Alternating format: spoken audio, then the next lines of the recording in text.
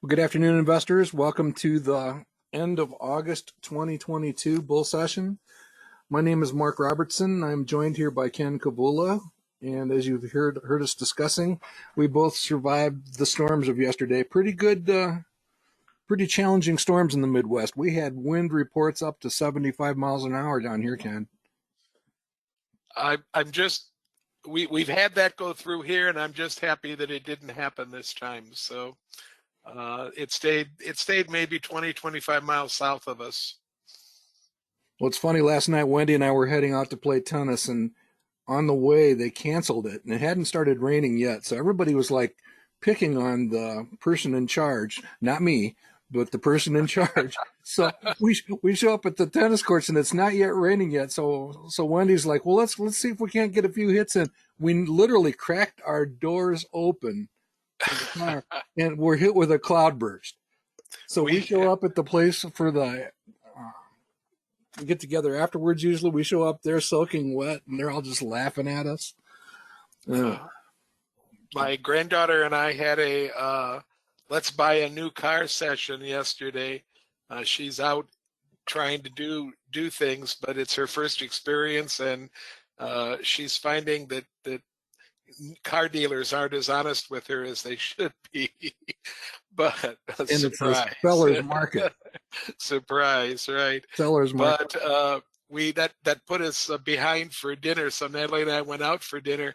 We got out of the car, walked 3 steps towards the restaurant, and the skies opened up. And then they continued to rain for the next maybe 5 hours. So we got a lot of water, an awful lot of water. Yeah, I wish we could take that and teleport it to Lake Mead these days. All right. Well, speaking of a seller's market, let's spend a few minutes talking about the Fed, Jackson Hole, and what's going on there. That is Jerome Powell, as in honor of Sean Mace, who said that when you're proud of your work, you should take a selfie. So in front of the heat map, and it was hot in the wrong direction Friday. That is Mr. Powell. And so we'll just leave it at that. I did receive a fair amount of correspondence questioning whether I wasn't a little tough on Mr. Powell a few weeks ago. I don't even really remember what I said, but I'm just going to make some observations today. And you kind of set that new job thing away as maybe a little bit of foreshadowing as to what I think. But we'll take a look at that. We do want to spend a couple minutes with the roundtable.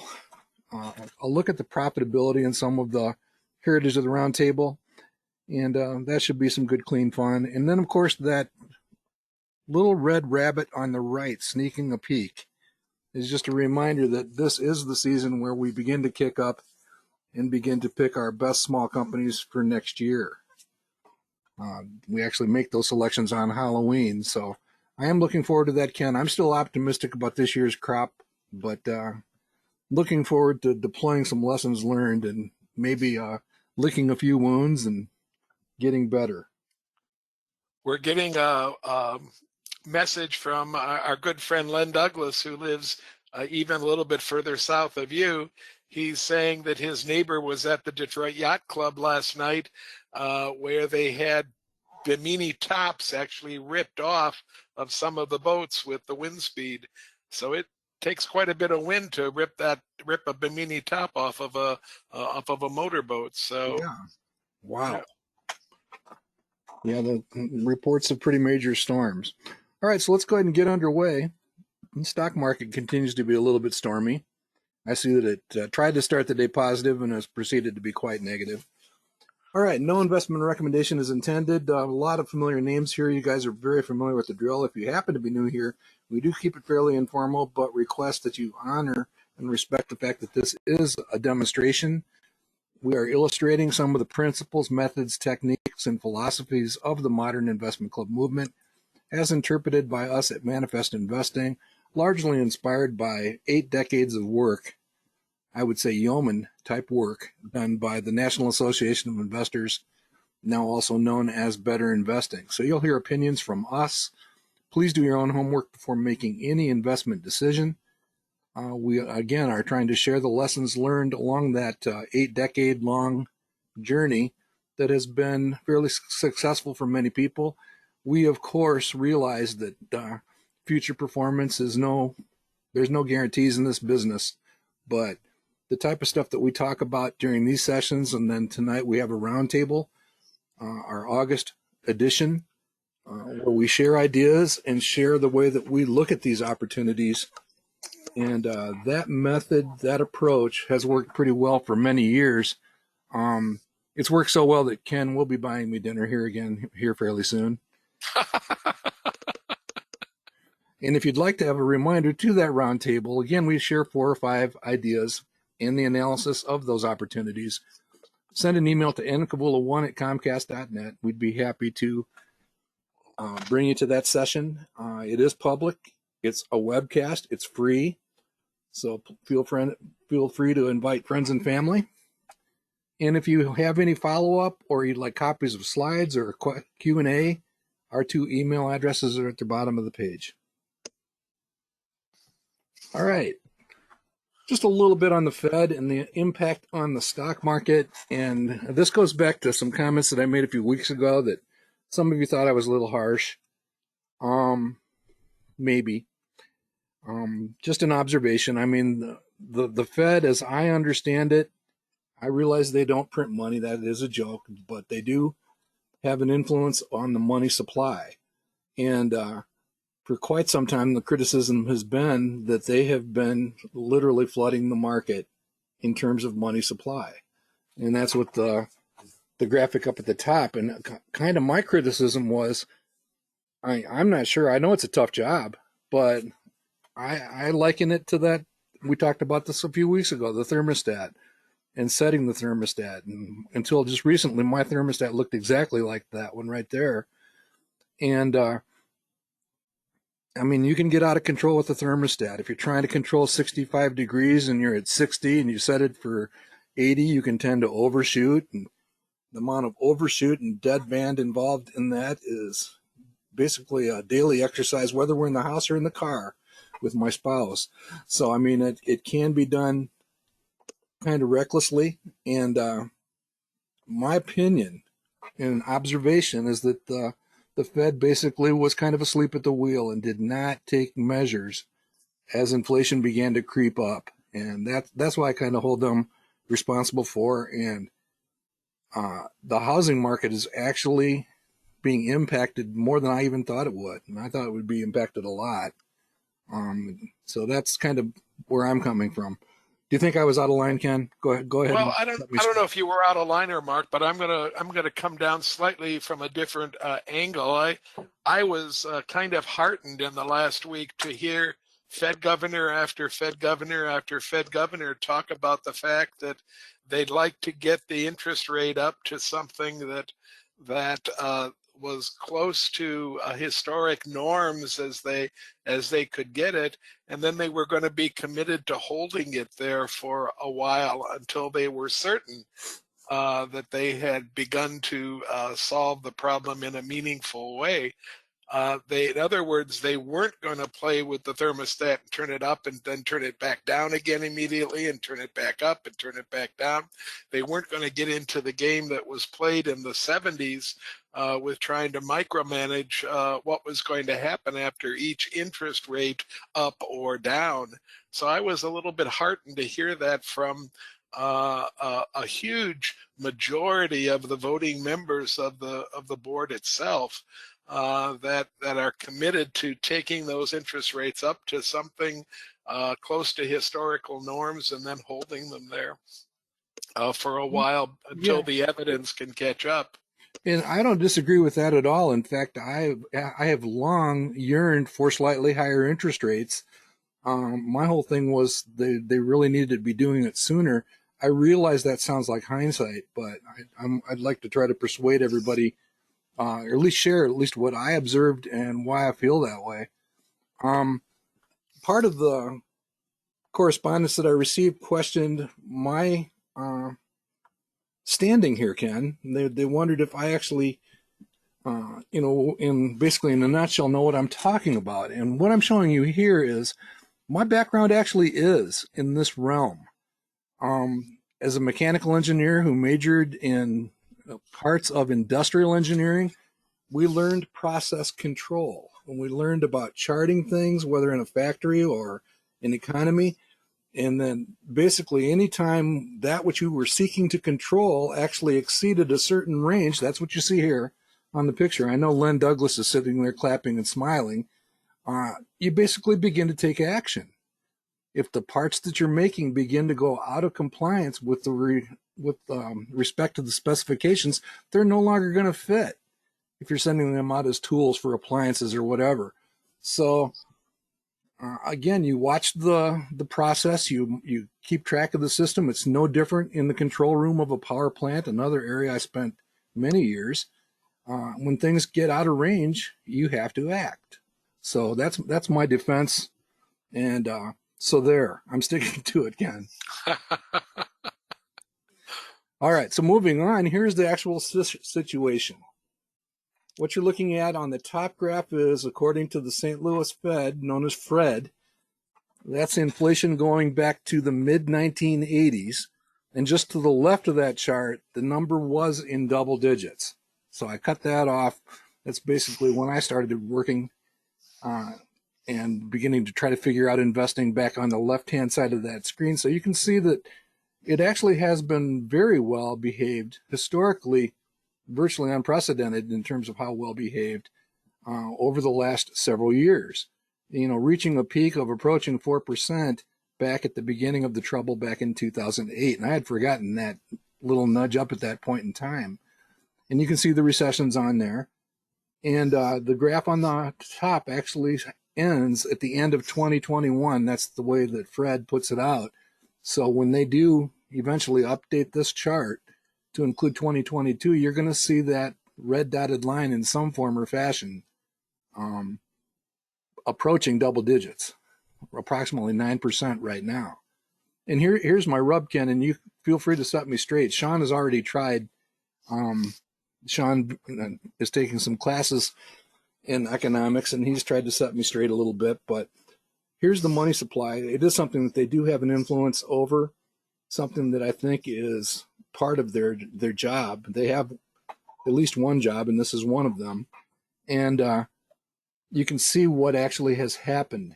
And I tried to line up the years so you can see. Now, I get that in 2020, back with COVID, there was a huge injection of money and basically trying to build some momentum and counteract what was going on with COVID. I get that. I question the size of it because back in 2008, as you can see on this chart, when we had a really nasty situation, I mean, there are books and movies about the size of this uptick right here.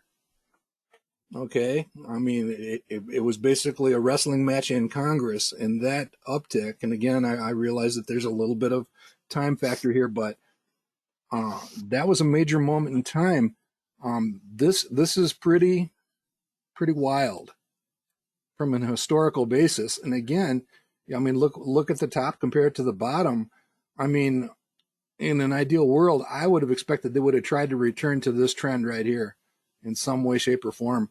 They have not done that. So this is where some of my consternation comes from. Am I wrong, Ken?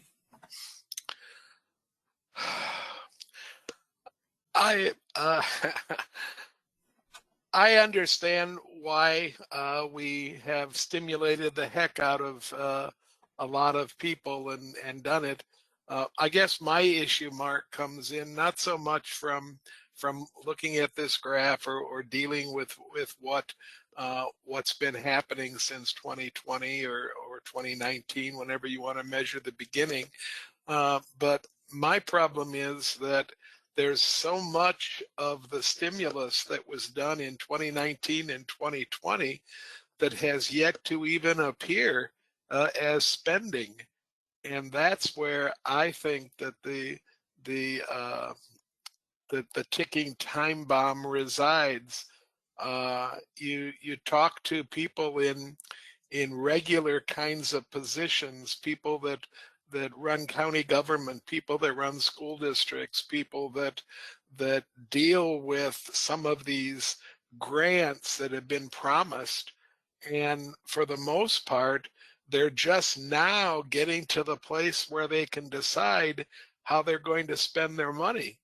And then once they make the decision on how they're going to spend their money, then they request the grant money, and then it gets spent. Well, if all this money that you've printed is yet to enter into the real economy, and I think it could be as much as 35 or 40% of the stimulus money, then I think that whether or not we're stimulating in the future, I think we still have this big batch of stimulus that's kind of rolling down the hill behind us, and is going to be spent to help let the economy bloom even more.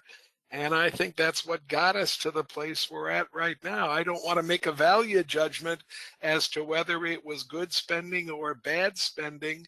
I just know that there's a lot more of it yet to come. Yeah, and it comes back to when I was a kid, one of the local radio stations used to have a hard rock station, obviously, basically crank up the volume and then tear the knob off.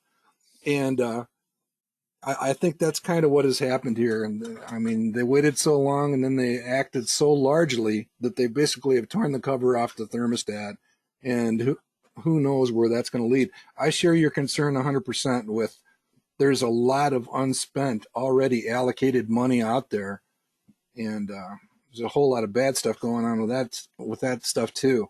So, as an industrial engineer, you learn not to introduce too many variables because you don't know what's working then. By the same token, what they have done is introduce so many variables into this equation, tearing the knob off the thermostat, that they've got nothing to blame. Other than, boy, we don't know what's going on and everything is screwed up. It's not a good, from a control system standpoint, not a very good approach. So we'll see. I hope that maybe we'll magically have that soft landing. So it's not impossible. Let's hope for the best. All right. With that in mind, here's an article from just a few days ago. Josh Brown pointed out that we are kind of in a magic moment, or an unmagic moment, with the S&P 500. And I wanted to kind of air this out as just a reminder of, Ken and I both push back a little bit on the forecasting ability of technical analysis, and that's sugarcoating. But what we do tend to believe in is self-fulfilling prophecies. And that's what I wanted to kind of share and take a look at here in our language. And this is a 1-year chart of the S&P 500. And you can see that moment halfway in the middle of the chart back in mid-March when we had the infamous death cross. And of and by itself, I don't think that has a tremendous amount of meaning other than what it does from a programming standpoint, with the machines that are investing in the stock market now. And that's where the self-fulfilling prophecy comes in, because the rhinos all take off and run for the hills driven by that signal.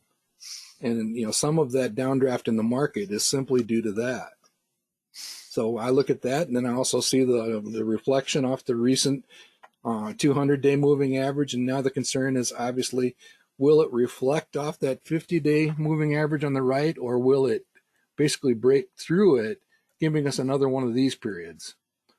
So again, this element of self-fulfilling prophecy, I think, is something to be aware of as investors. And in a nutshell, I think what this might present us with is an opportunity to get some really nice companies in September and October at a good price.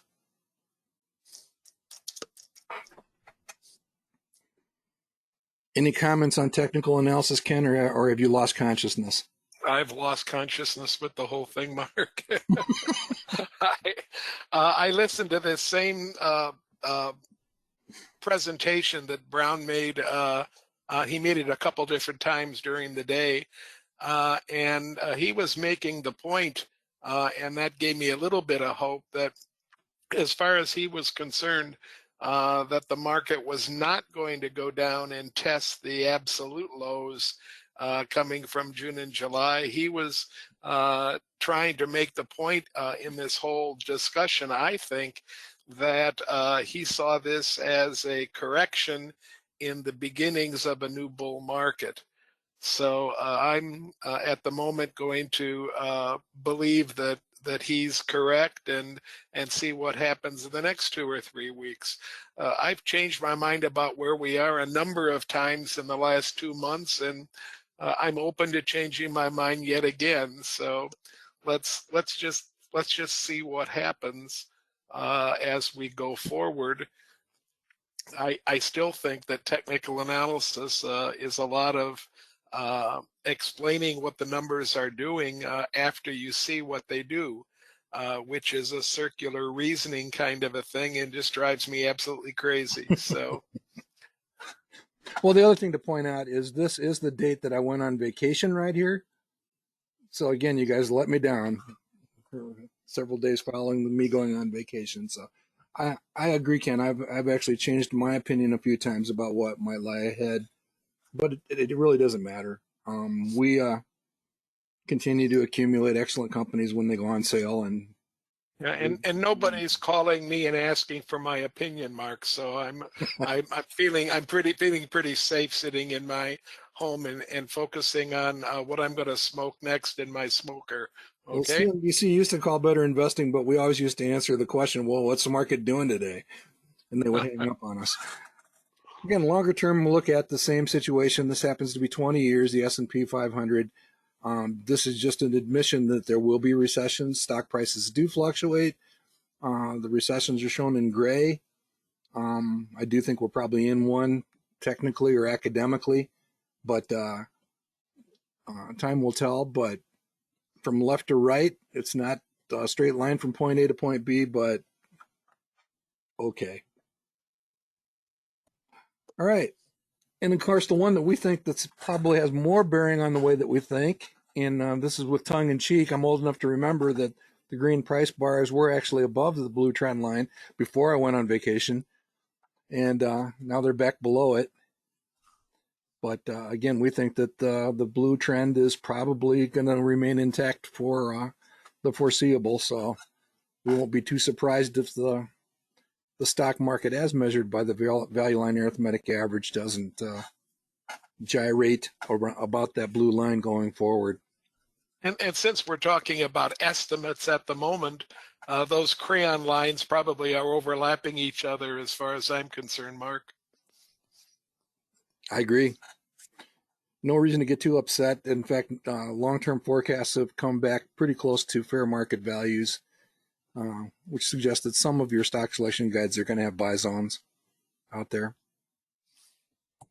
All right. Quick update on the groundhog. Not a whole lot of changes here, at least at the top of the charts. Lisa continues to lead. No relation. Lisa does faithfully attend the Puget Sound, the Puget chapter events when we go out to the Seattle area, and has for many years. And so we get to see her then, but Herb continues up near the top. Sean has slipped down a little bit. Kurt is still hanging in there. The monkey's back to 13, Ken. Sorry. I know. But pretty much I don't see any other major presences. We did have to add a 41st position for obvious reasons. And I can actually claim something that I don't think anybody else can claim right now. I actually moved up 17 places in a week. Where did you start, Mark, before you moved up 17? I'm sorry, that's classified, Ken. Okay, all right. You can get a pretty good estimate when you scroll on the groundhog dashboards. And again, keep in mind those dashboards do not reflect current pricing. This is actually from pricing earlier this morning. And also I did have to make some corrections for the acquisition of Sharps Compliance, one of our best small companies that went private fairly recently and messed up a few dashboards along the way. So everything is chugging along. Still only 20% of the entrants beating the market. That is near all-time lows. And I just thought it was time to give Kathy Wood, since she continues to languish in 166th, and she's actually put about 10 percentage points between her and 165. Her 7-year relative return is still plus 8%. So, I mean, think about that, which actually is quite a roller coaster when you think about it. The only thing that I would say, Mark, is the same thing I say to people that look at our club returns, that are members of the club, that those are great if you joined the club when it began, because that's what we're reporting to you, what the overall positive or negative relative return has been since we formed the club. In Kathy's defense, she's been there since the beginning, so whatever money she had in her fund is making an 8% relative return. But a lot of folks have been in and out and in and out and in and out of that particular ETF and that particular fund. And you can't say that they've made anywhere near 8% in a lot of cases. Oh no, I own some shares and they're minus 20. Yeah, yeah. So yeah, that's a reality. All right, a little bit more about Lisa. And I had run into this. I was looking for something else. This is actually from a little over 10 years ago, or a little less than 10 years ago. The update on the groundhog back when Hugh McManus, one of the years that Hugh actually won the contest. But a lot of familiar names. You hear us talk about people that are perennially near the top. And that's true with people like Ellen Hall and Norm Kimnitzer, and Lisa's there also. The Broad Assets Investment Club, Terry Lyon, Marty Eckerly, always near the top. Shelley Stokes, miss her. She's been near the top, or she hasn't been around for a few years, but she was always a consistent performer. Ann Manning also, the reason that she's a guest damsel. So Lisa's results this year are good, but she's been up near the top for 9 years and has a 16.7% annualized return for those 9 years. So she is among the 51 groundhogs with who are beating the market. So, and then there's a little bit of amplification about Kathy, and the roundtable are two of the, I guess we can call the Manifest Roundtable a celebrity, at least when it's behaving. But the other point that I wanted to make is Hebner and Einhorn, we talk about it all the time. They're both at the top of this year's leaderboard, but look at their long-term performance. And you talk about roller coasters. And I like both of those guys as investment professionals, but they have had some erratic results over the years. All right. Anything you'd like to add to that, Ken? Nope. Nice slide, Mark. All right. Here's our best small companies. Again, we were almost bordering on catching up. The active portfolio was pretty close to the Wilshire 5000, as shown there by the green. The traditional, I've got a slide on the traditional coming up here. That's our buy and hold for the best small companies. The active was doing a pretty good job distancing itself, but now they're pretty much running together. And again, that Russell 2000 Growth Exchange Traded Fund was pushing up on 1600 until last Friday. And last Friday put quite a dent in it. So we have had some decent movement in a couple of the stocks on the fund, but we could use a little more strength.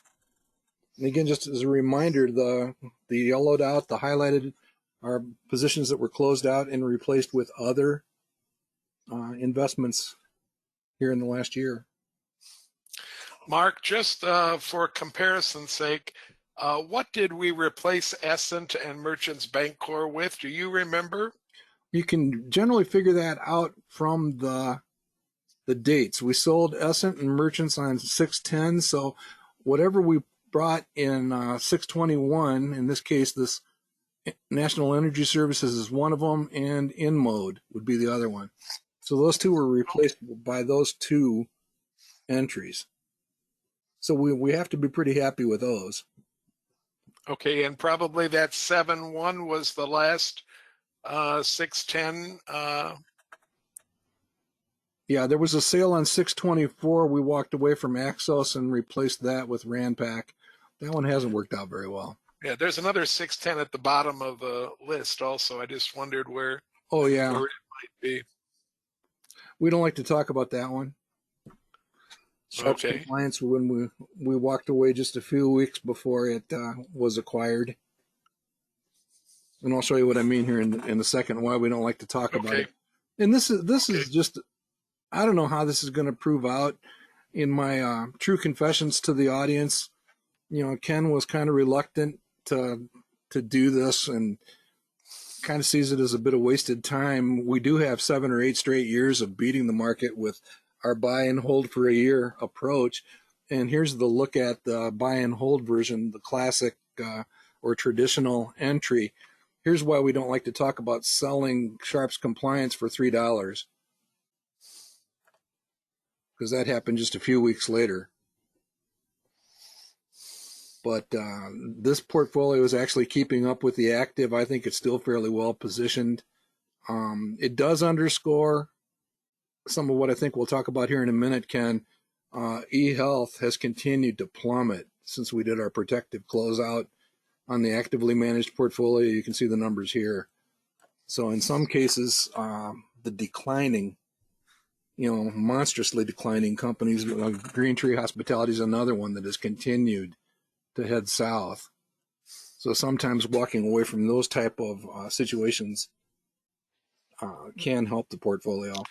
Yeah, I'm not so interested in walking away from positions that were like that, but I would ask us to, as we move forward, to rethink the kind of sells that we made on companies like Ensign Group and Southern Missouri Bancorp that have moved quite. Not Ensign, Essent, and Merchants. Those two. I wonder when you sell at something that's kind of close to zero in a 1-year program, whether you're really making that much difference in what the program is doing. Uh, uh, I'm looking for Essent down there, and it's down -0.2. And I'm looking for Merchants Bancorp, and it's actually up a little bit, isn't it? Yeah, it's gone from 24 to 27, so it's actually up 12%. You can see that Merchants is actually it's up 7.1. Yeah. So yeah. So I just my feelings are I guess are being reinforced that messing around with a 1-year portfolio maybe is playing games with something that is very difficult to manage for a better profit that you can get with a buy and hold over the year period. And we'll be revisiting that theme here in coming weeks as we talk about actively managed portfolio. All right, I thought we'd close today with a quick look at yet another quote. We had a lot of fun with the Peter Lynch quote a few weeks ago, and Morgan Housel's a personal favorite, as is Jason Zweig. Actually have met and spent some time with Morgan. Heck of a writer. Just a heck of a writer. If you get a chance to grab either his blog at the Collaborative Portfolio, I would highly recommend it. And just for kicks, I thought this week we would take a look at this quote in the context of what we have seen at the Roundtable Portfolio. Have you by chance read the book, Ken?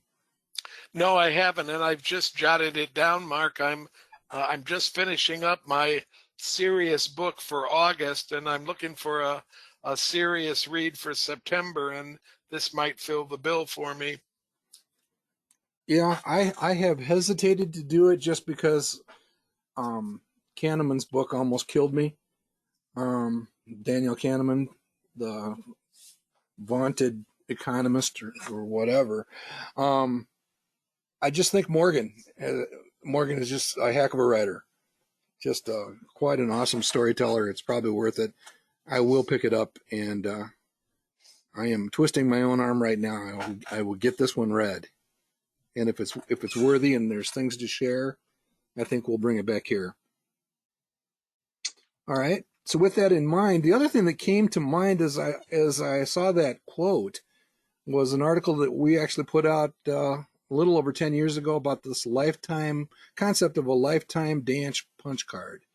And part of the discussion that week was a reminder about our weekly updates, and this is just a reminder that we are attempting to rekindle the weekly updates. If you're not familiar with that, take a look. We do cover individual stocks and share some of those blog entries and that kind of stuff in the reading list. But here was basically the thought behind it all. Just Graham and Buffett talking about the reality that Excuse me. you're going to have a limited number of that top performing rule of five type company during your lifetime. And I can think of a few that I had very high conviction, very strong belief in over the years that have worked out pretty well. But you're not going to see that every day or every week, or certainly not every day before lunch. And I don't know, does this ring true with what your personal investing experience has been? You've got a few years on me, Ken. I'm I'm probably a little bit at a higher end than 20, Mark, because I stopped and started a couple of different times. I didn't discover better investing right off the bat. So I might be to as many as 35 or 40 different names in my lifetime.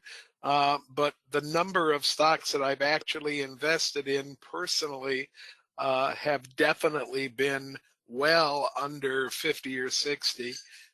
And like I said, I'm going to guess 35 or 40 over my lifetime. I hold 13 stocks right now in my taxable portfolio. Now, this doesn't include my IRAs because we inherited a lot of what sits in the IRAs from the company that ran the IRAs before we could gain control of them. So all in all, I don't know how you figure it, Mark, because I love my investment clubs and I take a really active role in my clubs, and each one of those clubs adds another say dozen names to my list that I'm really passionate about and that we've held for long periods of time. So I don't know if I subscribe completely to what this is, but I spend a lot more time on my investing because it's become one of my primary hobbies than the average person would spend on investments, I think. Yeah, and tangentially, I think what this also says to me, and we're going to talk about this in the context of the roundtable, the tracking portfolio. And I guess when we started the roundtable, I was more aligned with let's find four brand new ideas every month. And somewhere along that line, and I got to blame Cy Lynch and yourself for a little bit of this, you guys said, well, what about the really good stuff that's already in the portfolio? Should we not just be giving updates and basically seconding and repeat purchasing? And I think as it has now turned out, we've had a pretty nice balance between finding those new ideas and also pointing out the good quality stocks that are attractive in the current portfolio over the years. So I really think that's what we're going to show here over the years. Absolutely, and it was a lesson learned really early in the roundtable for me, Mark, when TJX exploded, and we sold it, and then never ever went back to it again. It should never have been considered for a sale because it tripled. It should have been considered for a sale because the potential going forward had declined to almost nothing. And we've moved ourselves to much more discipline than we had at the first couple of years of the roundtable. And I think that some of the slides you're going to show in the next couple of minutes illustrate my point. The ones that have yellow backgrounds are stocks that we have taken out of the portfolio, and you can see when they've been taken out. But you can also see that sometimes our rush to prune a high flyer results in some real what do I want to call it? Some regrets later on. Look at number 8 on the list, Apple. When we sold it on the 26th of May in 2020 at $78.10. Now, granted, our basis at that point in the stock was only a little bit more than $10. So it was a huge gain, a nice profit, a great relative return. But most of you know that Apple's trading a little bit better than 78.10 today, and that's only about 2 years later. I think that we would have got more than a double if we would have held that Apple for 2 more years. Maybe our discipline is not the same for every single stock every single time. And that's where I think maybe we begin to work with some other numbers and check some other things. You suggested in the green room that Prove might be something to take a real serious look at before we do some selling. And I tend to agree with that 100%, that the return on investment might have a whole different story for us. And we've seen those different stories occur a lot of times in some of the very best stocks that we're investing in. Yeah, and I guess I would underscore that in a couple of different ways. First of all, it is the collective performance that matters the most, and that we've actually seen a 3 or 4 percentage point gain. In other words, comparing what if we didn't sell anything, that return would be 3 or 4 percentage points less than what we're currently achieving. So that is a big thing. But the other thing that I think does make some sense is with a company like Apple, especially when we're selling a company on low return forecast. I think we want to be careful with that. We could perhaps go back to Apple and a couple others on the list and take a look at what were the influences? What were we seeing at the time? Why do we do that? Because I can basically go back and show sessions where we're talking people out of selling Apple back in that time frame. And maybe it'd be interesting to take a look at that whole smorgasbord of what was going on. And again, as I mentioned earlier, and you just mentioned it, the projected return on value is less volatile, and it might be a bit of glue for some of these companies. But again, keeping in mind that the overall collective performance is really what matters. The other thing I want to point out here is these are single positions.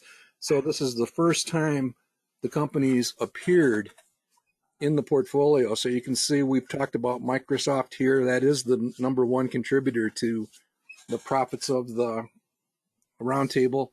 And I was kind of amazed to see Costco end up in the number 2 spot with that that's a single time purchase of Costco. Well, and Costco's another great example, Mark, of us learning from our mistakes. In 2010, we were not going back and buying more of various companies that we had great ideas about. But from 2010 for a couple, 3, 4 years, Costco was probably a fairly decent buy for us to take a look at. And we never did. Never. And it recently was also, Sean can probably give you the exact date and price. Yep. I bought some Costco for the family portfolio somewhere around 2011. Again, Sean knows the exact numbers because he's trying to beat it. Yeah, there was a point where it would have made sense to accumulate Costco. I'm not sure that's today, but there will be another moment. And and there's 2 other stocks on this list that I feel that maybe we just jumped out of really fast. Number 36, Dollar General. It's trading, even after all this mess from 2020 to now, it's still trading $60 above where we sold it. And the third one is ResMed, and that's up at number 6. I I guess I regret selling these stocks, and especially the two near the top, when we weren't taking the portfolio as seriously as we should have in 2010, 11, 12, 13. And we've only recently begun to take it more seriously. So I think that we have to ask ourselves the question, do we sometimes set rules for ourselves that are working? I think that our rules helped improve the performance of the entire portfolio. That being said, I think there are certain exceptions where the rules actually kept us away from another half or maybe full percent of uh, appreciation.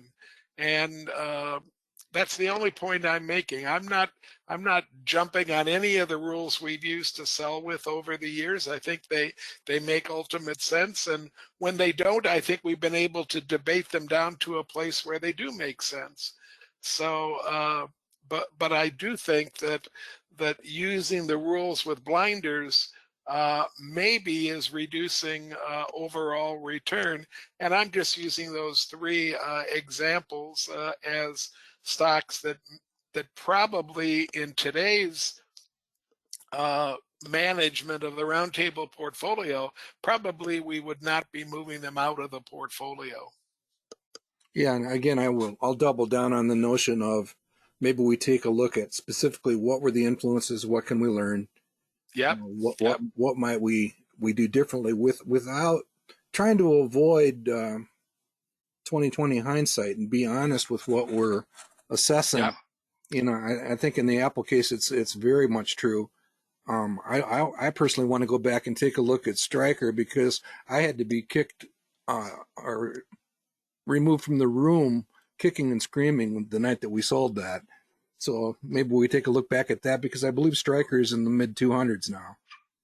And again, the other thing to keep in mind, though, is when you're managing a portfolio of this size, first of all, I just love the diversity of these companies. I love that my name's on here in a few places. So I have made some contributions, but it's just a reality that you're going to have some of those shoulda, coulda, woulda moments after selling a company like this. And again, here you're looking at the winners. We could look at the other end of the list and thank goodness that we walked away from some of those companies before they completely blew up. Absolutely. That's what I was just trying to say, Mark, that I don't want to have us decide that the discipline we've been using doesn't work, because it does work. I'm just saying there's always room to sharpen that discipline, and there's always room sometimes to make an exception to what the discipline is telling us to do. Yeah, and I can't leave this page without a shout out to Kim. Kim is actually out having a personal day, getting some stuff done, so she wasn't able to join us here. But I'm just thrilled to see McGraw-Hill now S&P Global at number 7, and I was a bit surprised to see PayPal, even with what it's gone through. Well, that's actually a sold position, but really nice contribution from PayPal there at number 12, and there are a couple others that kicked in there. And obviously the contributions of our Irish gentleman, Mr. McManus, and Cy Lynch are awesome. All right, here's a little bit more broad look at just the individual companies, and it's kind of responsive to the Morgan Housel quote. And so this is all 5 positions in Microsoft, starting with that original purchase date and what the total profits that have added up to for Microsoft, and then all of the following companies. So, Ken's point with Apple is well taken. A few more percentage points there. Like you said, it's gone from 75 to the mid hundreds. That would have actually kicked that into first place on this chart. And EPAM, what a strong comeback by that company after their Ukrainian challenge. But again, taking a look at the situation, we've featured nearly 250 companies during the last 12 years. To me, that reflects the balance of a couple of portfolio companies, going back and revisiting them, along with a couple new ideas on average every month. for the last 12 years. And notice that this list, a fairly short list of 10 companies, actually accounts for nearly 60% of Now, the profits. now, Mark, I'm just going to question one thing on the list. Don't we have 4 positions in Microsoft? I think we have 5. 5, because this list is only showing Hughes 1 position in Microsoft Yeah, the right very now. first one. So maybe the total profits are more than that. What do you think? No, it's $5,000 invested, and right now the approximate value of Microsoft in the roundtable portfolio is about 60,000. Okay, so the only number that's incorrect then is the number in the third column? Yeah, probably shouldn't even be there. These are the 10 companies that have the highest profit contribution Okay. to the roundtable. All right, so that column we can just kind of So should I get rid of it? Okay. Well, either that or make sure that it's reflecting the same thing for each stock. Yeah.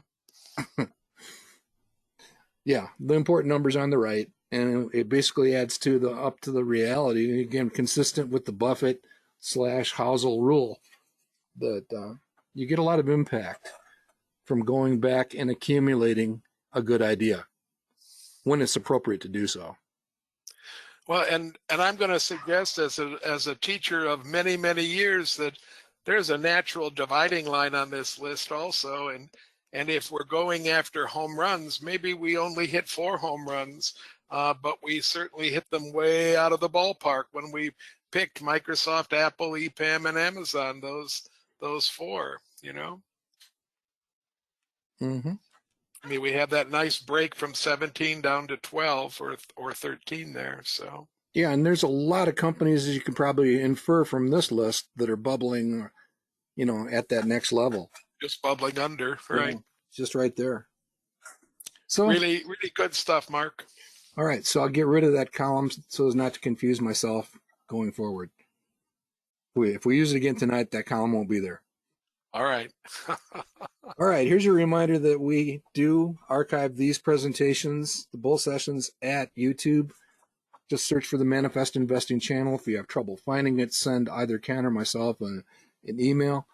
We do also archive the roundtables and any other special sessions. Every once in a while, Sean will throw up a quick analysis, but those are available there. And please consider subscribing. We're trying to get to 1,000 and maybe absorb some cost and get a little more exposure. Very important going forward. We'd like to get to that. And with that, I'll leave us with a little bit of majesty. The U.S. Open out in New York. And I don't know if you had a chance to catch it last night, Ken, but Serena did win, and it was quite majestic. She's playing doubles, right, with her sister? She's playing doubles also with her sister. I don't know if they played today or not. Is she also playing singles? Yep, she won her first singles match. I thought she had agreed that she was only going to play doubles with her sister. Okay. Well, Venus is still wrestling with her about future doubles matches, but when she loses her next singles match, that is theoretically the last one ever. I understand. Yeah, So, Mark, we're tomorrow getting a little bit of pushback from a couple folks in the audience that would like you to change that third column on that slide rather than eliminate it. Okay, what do they want? And make the third column read dollars invested. Okay. Which essentially is the same as the number of times we've invested, because it would be just times 1,000. Okay, that's what I'll do. It'll help to reinforce it. So in other words, yeah. Apple, I think, well, I don't remember. Microsoft is $5,000 invested. Costco is $1,000 invested. Right. That certainly puts things in a different perspective when you have that column there. Then, yeah. And then the power of a NetEase, for example, $1,000 invested. Yeah, I agree. Yeah. Okay. Anything else? Nope, but I'll be there early enough to make sure everything's going okay for the roundtable tonight. And folks, Herb is going to join us tonight. Herb is sitting 5th in the groundhog contest right now. He's proven himself over the years to be quite a stock picker. So I'm really interested to hear what he's going to choose, and I'm deliberately not asking Mark what the name of his stock is. I would like to share the surprise with everybody else as we You mean come onto the round table tonight. minor herbs? Well, I never know yours. Well, I'll tease you even more. I'm He's trying to I'm not fix one of your I'm not past mistakes. I'm not sure of yours, Mark, even when we're in the middle of the round table. Neither am I. In all honesty, neither am I. Okay. So with All that right. being said, we're up to date on the question bars and everything. I've been carrying on a conversation with a couple of folks, with Michael in particularly, about Volcker, and I don't have any problems with what Volcker did. It had to be done to calm inflation. That's way back in the late 70s, early 80s was Volcker's term on the Fed. But I had a lot of problems with some of the folks before Volcker as to this constant trying to make everything happen by just changing interest rates up and down and up and down in every which way. In addition to wearing my win button from Mr. Ford, I was really confused. So, Well, my only problem with Volker is he's the inspiration behind the fly fishing in Jackson Hole. well, Volker's the reason that Jackson Hole is what it is. it's one beautiful place to have a conference, though, Mark. I'll tell you. I know it, and it's reflected in the real estate values. Yeah, yeah. All right, so we'll So see you tonight, Ken. we'll call it a day. Good night, everybody, and I hope I see most of you there this evening. Bye bye. Take care.